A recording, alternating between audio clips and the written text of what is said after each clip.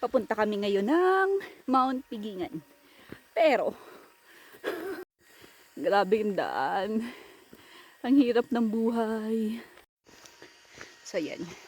Kasama ko si Sister Angel.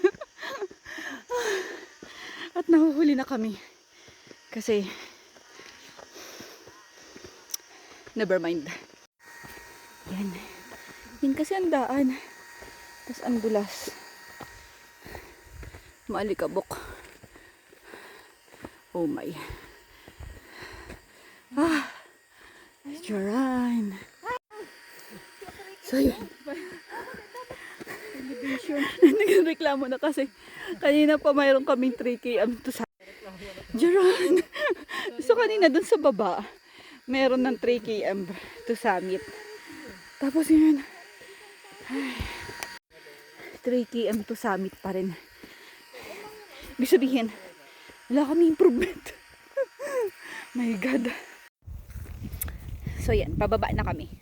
Pero nalimutan ko mag-video sa summit. Masyado kasing masaya sa summit. Yan. So kung kanina puro paakyat, kaya naman puro pababa kami.